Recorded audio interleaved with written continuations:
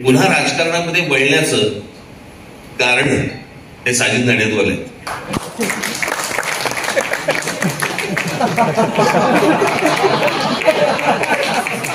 हे एक त्यांचं अंग आहे.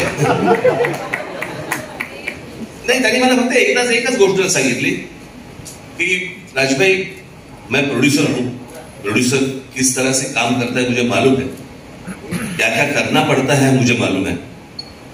राज ठाकरे प्रोड्यूसर बनके वो सारी चीजें करते हुए मैं देख नहीं पाऊंगा.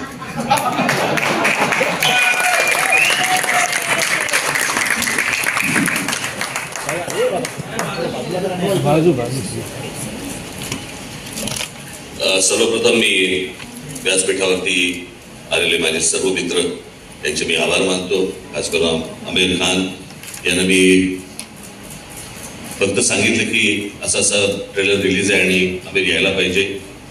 हो, त्याच्यामुळे कुठच्याही असा विचार न करता मी बघून सांगतो बिंगतो असं काही न करता आमिरने तात्काळ हो म्हटल्याबद्दल मी त्यांचं आभार मानतो. मी अभिलाष जोशी, आशुतोष गोवारीकर हे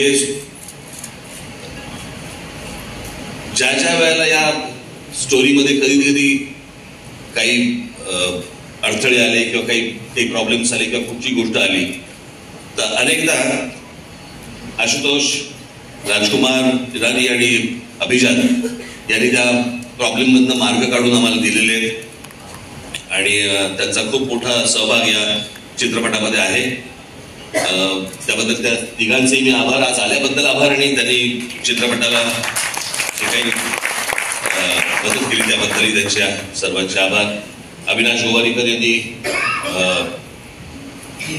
या चित्रपटाचं फोटोशूट प्रेशरमध्ये का असेना पण केले, पण प्रेशरमध्ये तो चांगलं काम करतो हेही आपल्या लक्षात आलं.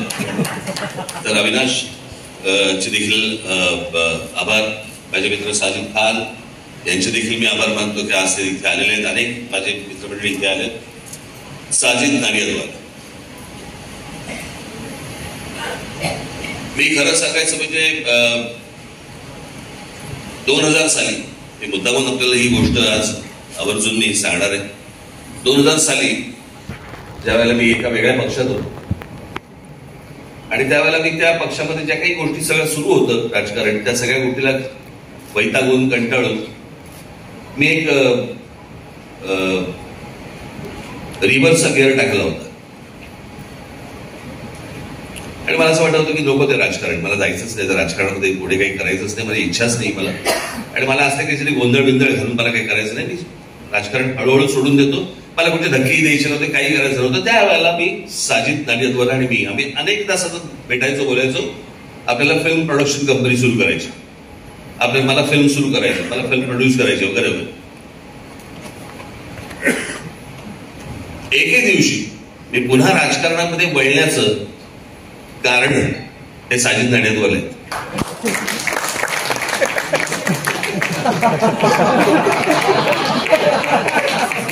हे एक त्यांचं अंग आहे.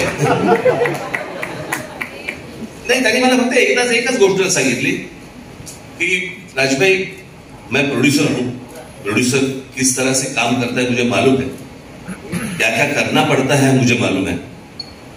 राज ठाकरे प्रोड्यूसर बनके वो सारी चीजें करते हुए मैं देख नहीं पाऊंगा. आप जहां पे हो आप वहां पे रहो, फिल्में तो बनती रहेगी, आगे भी बनाएंगे, अभी भी बनाएंगे. आणि त्याच्यानंतर मग परत मी राजकारणामध्ये इन्व्हॉल्व झालो, मग परत सगळ्या गोष्टी सुरू झाल्या आणि आज इतक्या वर्षांनी आज एक प्रोडक्शन कंपनी सुरू केली. आणि प्रोडक्शन कंपनी सुरू करताना मला तेजस्विनी पंडित भेटल्या, साजिद नाडियादवाले तर होतेच, आणि या सगळ्याच्या मराठी फिल्म, मराठी चित्रपट, उत्तम चित्रपट मराठीमध्ये बनतायत. परंतु ज्या प्रकारचे इतर रिजनल फिल्म्स ज्या प्रकारच्या मोठ्या होताना दिसत आहेत, त्या प्रकारे आपल्याला मराठी फिल्म देखील मोठी करणं, मोठी बनवणं ही गरजेची आहे, आवश्यक आहे असं आम्हाला सगळ्यांनाच वाटत होतं. आणि त्याच्यामधनं ही एक नंबर नावाचं चित्रपट आज उभा राहिला. इथे केदार शिंदे आलेत की मला माहिती नाही, आलेत का केदार शिंदे? परंतु मी त्यांचे देखील आभार मानेन, कारण एक नंबर हे टायटल त्यांनी दिलं त्यांनी सांगितलं की हे त्या टायटल असावं. आज इथे टीम मध्ये काम करणारे सगळ्यांनीच मेहनत घेतली. आज अजय अतुल इथे आहेत. अजय अतुल यांच्याबद्दल मी आता काय सांग, किती वर्ष आपण एकत्र काम करतोय, त्यांना काय अजय आणि अतुल यांना मी असं म्हटलं की ताक पण कळते आणि ताडी पण कळते. हा म्हणजे चांगलं चांगलं करायचंय गाणं का झिंगवालं करायचंय गाणं, दोन्ही गोष्टी मला पटकन कळतात. त्याच्यामुळे माझे अनेक वर्षापासूनचे मित्र आहेत ते आज या प्रोडक्शन कंपनीचे ते देखील एक साथीदार आहेत. त्याच्यामुळे त्यांचे देखील मी आभार मानतो. आज त्याचे चित्रपटाचे लेखक अरविंद जगताप इथे बसलेले आहेत. त्याचे कथा ही तेजस्विनी पंडित आणि धैर्य या दोघांची असली तरी या सगळ्या गोष्टीला एक दर्जेदार वळण आमचे लेखक अरविंद जगताप आणि आमचा विनायक, पुढे विनायक, हा चष्मा, अरे उभ्या नमस्कार लोकांना. या दोघांनी प्रचंड मेहनत घेतली, अजूनही घेतात. आमचे जोशी इथे बसलेले आहेत, त्यांनी देखील प्रचंड मेहनत घेतली. आज अनेक लोक आहेत. राजेश मापुसकरांना ज्यावेळेला पहिल्यांदा कथा ऐकवली, एक प्रत्येकाचा एक झोन असतो चित्रपट करण्याचा, एक काय म्हणतो आपण त्याला, एक प्रत्येकाचा एक थॉट प्रोसेस असतो की मी या प्रकारे मी चित्रपट करेन. तर मी ज्यावेळेला त्यांना ही सगळी ऐकवल्यावरती म्हटलं राजेश झेपेल ना, ते बोलले नक्की झेपेल. आणि मग तरी ते सांगितलं त्याप्रमाणे खरंच येते. मी महाराष्ट्राचा महाराष्ट्र माझा या एका लाईन वरती ते सगळेजण सगळ्या टीम आतमध्ये शिरले आणि एक अप्रतिम कलाकृती त्यांनी इथे केलेली आहे. माझे इथे मित्र संजय मोने इथे बसलेले आहेत, त्यांचंही या चित्रपटामध्ये मोठं काम आहे. त्याच्यात आमचे राया भावे आले, तिथे मला माहिती नाही, राया भावे असतील, आमचे पुष्कर श्रोत्री असतील, अनेक जण आहेत. माफ करा कोणाचं नाव राहून गेलं असेल तर आमचे अजित भुरे इथे आहेत बसलेले.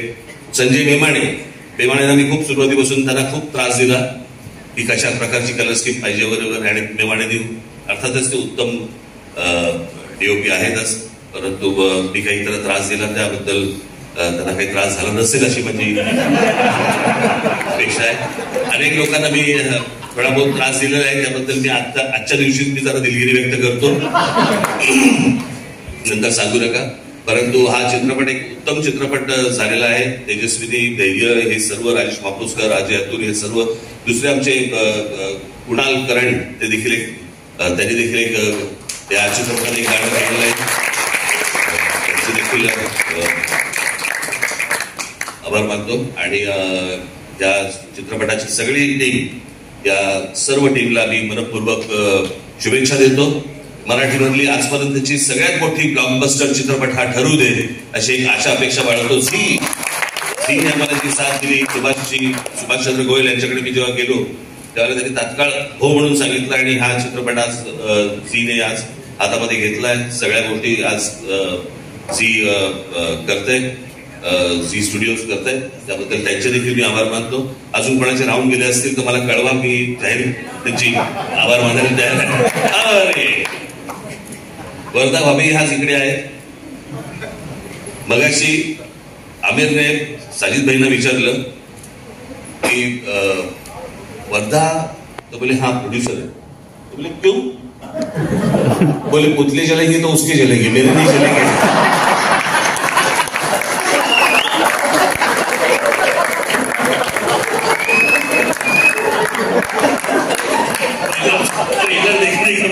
पुतले जलेंगे तो उसके जलेंगे, मेरे नहीं जलेंगे. तो वर्धा भाभी तुमचे देखील मनपूर्वक आभार, सगळ्या अख्ख्या टीमचे आभार, धन्यवाद.